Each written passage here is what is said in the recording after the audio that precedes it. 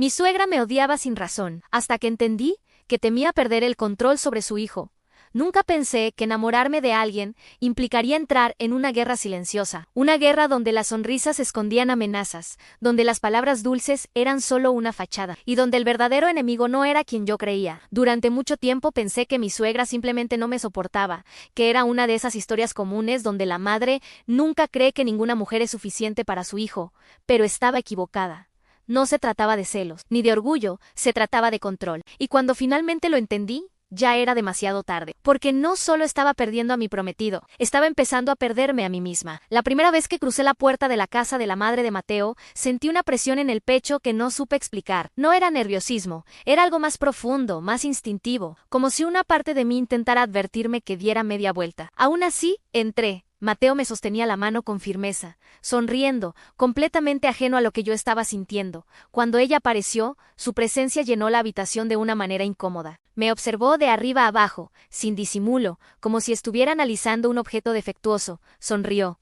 Sí, pero sus ojos no lo hicieron, y cuando finalmente habló, lo hizo con una calma que resultaba más inquietante que cualquier insulto directo. No eres lo que esperaba para mi hijo. Fue una frase sencilla, casi educada, pero cargada de una intención que me dejó claro algo desde ese primer momento. Yo no era bienvenida. Durante las siguientes semanas, intenté convencerme de que todo había sido una mala primera impresión, sin embargo, cada interacción con ella confirmaba lo contrario. Frente a Mateo, su actitud era impecable, era amable, atenta, incluso parecía interesarse por mí, pero, en cuanto él salía de la habitación, el ambiente cambiaba de forma casi imperceptible, como si alguien apagara la luz en silencio. Sus comentarios eran sutiles, pero precisos, diseñados para hacerme sentir fuera de lugar. Observaba cómo hacía las cosas, cómo hablaba, cómo me movía, y siempre encontraba una forma de señalar que algo no estaba bien. Aunque nunca lo dijera directamente, era una guerra psicológica disfrazada de cortesía, y lo más frustrante era que no podía demostrarlo. Cada vez que intentaba hablar con Mateo, él simplemente sonreía y decía que estaba exagerando. Con el paso del tiempo, comencé a notar algo que al principio parecía inofensivo,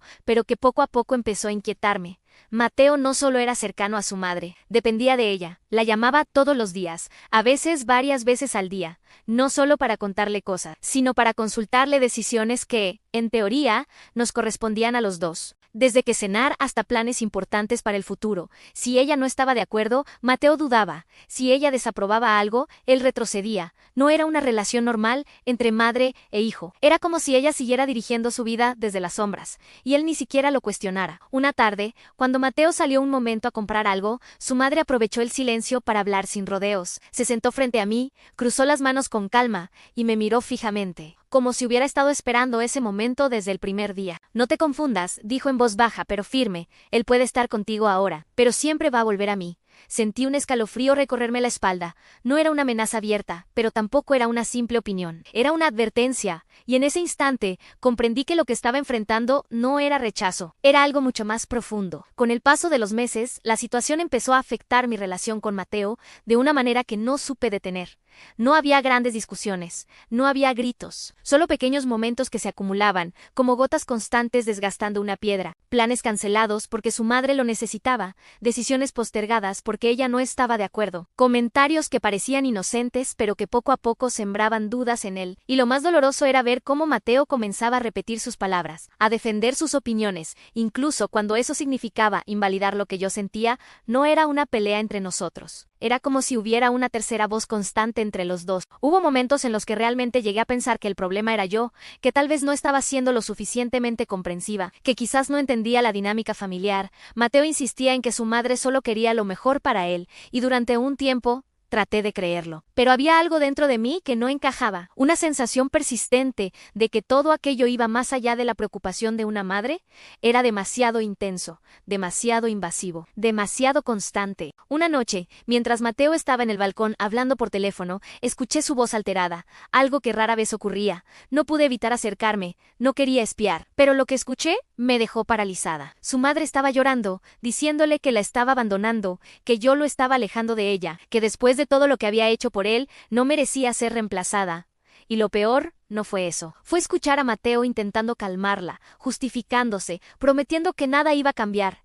En ese momento entendí que no era solo una relación cercana, era una relación basada en culpa. Fue entonces cuando todo empezó a tomar forma en mi mente. No se trataba de amor en el sentido sano, se trataba de control. Su madre no me odiaba por quien yo era, me odiaba porque representaba una amenaza a la influencia que tenía sobre su hijo. Yo no era el problema, era el obstáculo. Decidí enfrentar la situación con madurez. Hablé con ella, intentando encontrar un punto medio, explicándole que no quería separarlos, que solo quería construir una vida junto a Mateo. Pero su respuesta fue fría, casi mecánica. Tú no entiendes lo que él necesita. Y en ese momento comprendí que nunca me vería como alguien que sumaba, sino como alguien que debía ser eliminado. Hubo un momento en el que dejé de reconocer a Mateo, y no fue algo repentino, sino un proceso lento, casi imperceptible. Cómo ver cómo una fotografía se va desvaneciendo con el tiempo. El hombre que antes tomaba decisiones conmigo, que se reía sin preocuparse por la opinión de nadie, empezó a transformarse en alguien que dudaba constantemente, que necesitaba validar cada paso con su madre antes de darlo,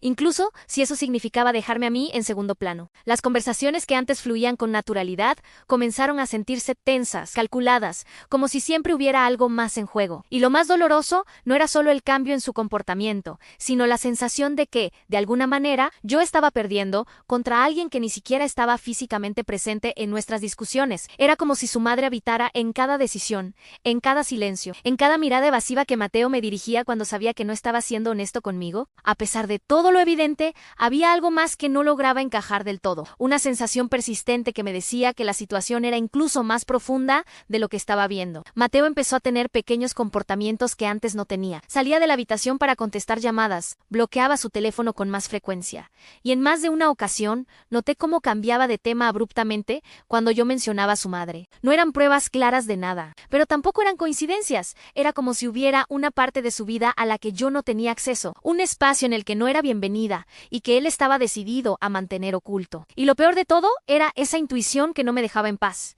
esa voz interna que me repetía una y otra vez que no se trataba de una traición común, sino de algo mucho más complejo, más difícil de enfrentar. El día que todo comenzó a encajar fue, curiosamente, un día cualquiera. Mateo había dejado su teléfono sobre la mesa mientras iba a ducharse, y aunque nunca había sido de revisar sus cosas, esa inquietud constante terminó empujándome a hacerlo. No buscaba encontrar nada en específico, pero lo que encontré fue mucho peor de lo que imaginaba. No había mensajes románticos con otra mujer, no había secretos típicos de una infidelidad. Lo que había era una conversación interminable con su madre, llena de detalles sobre nuestra relación, nuestras discusiones, mis reacciones, incluso cosas que yo le había dicho en confianza. Pero lo que realmente me heló la sangre no fue la información, fue el tono. Ella no respondía como una madre preocupada, respondía como alguien que estaba dirigiendo una estrategia, diciéndole qué decir, cómo actuar, cuándo acercarse y cuándo alejarse de mí. En ese instante entendí que no estaba en una relación de dos, estaba en medio de un juego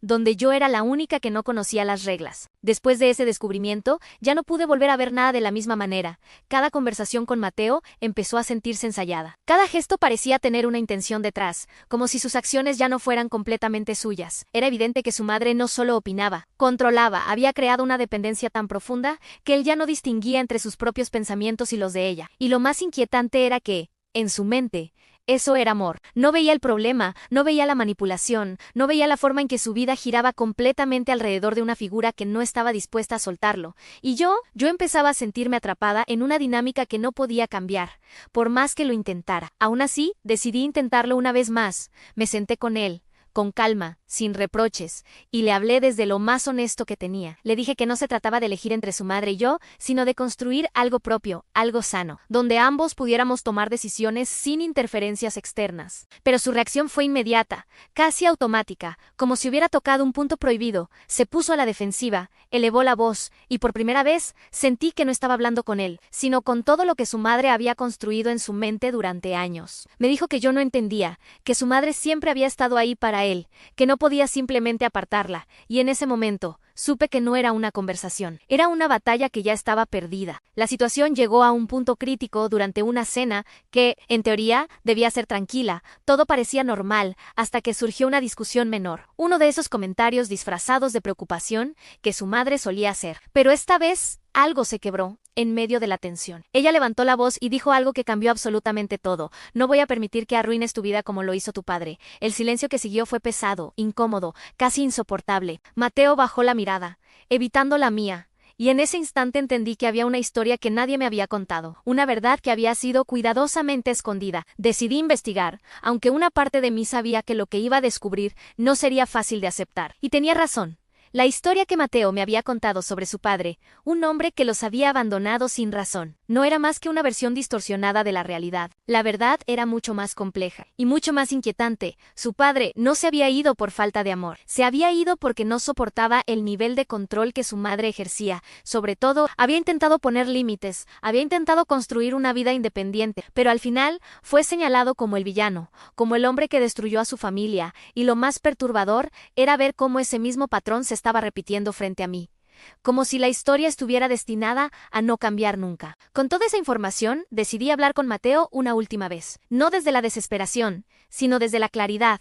Le expliqué todo lo que había descubierto, le mostré el patrón, la forma en que su vida había sido moldeada por una narrativa que no era completamente cierta. Por primera vez, lo vi dudar, sus ojos reflejaban confusión, miedo, incluso dolor. Pero también había algo más en resistencia, porque aceptar la verdad significaba cuestionar todo lo que había creído durante años, y no todos están preparados para hacer eso. Esperé, le di espacio, tiempo, oportunidades, pero la decisión que yo esperaba nunca llegó. Mateo no pudo romper ese vínculo, no pudo enfrentarse a la figura que había definido su vida entera, y en ese momento entendí algo que me dolió profundamente. No importa cuánto ames a alguien, no puedes salvarlo si no quieres ser salvado. No puedes competir contra una historia que lleva años escribiéndose. Me fui sin hacer ruido, sin dramatizar, porque ya no quedaba nada que decir, pero semanas después, cuando ya empezaba a reconstruirme, recibí una llamada que me dejó sin aliento. Era ella, su voz sonaba tranquila, casi amable, como si no hubiera pasado nada. Pero lo que dijo fue suficiente para helarme la sangre. Te fuiste a tiempo. Antes de que te destruyera como a las demás, hubo un silencio después de esas palabras, uno pesado, cargado de una verdad que ya no podía ignorar. En ese momento, todo encajó de una manera aterradora. Yo nunca fui la primera mujer en la vida de Mateo que desaparecía sin una explicación clara, ni sería la última. Su madre había perfeccionado, con el paso de los años, una forma de mantener el control absoluto sobre su hijo, asegurándose de que ninguna relación fuera lo suficientemente fuerte como para liberarlo. Y lo más inquietante de todo, no era su comportamiento, era que Mateo nunca lo vería como un problema. Para él, eso era amor. Y ahí fue cuando entendí la verdad más dura de todas. No estaba perdiendo a alguien, estaba escapando de algo que nunca iba a cambiar.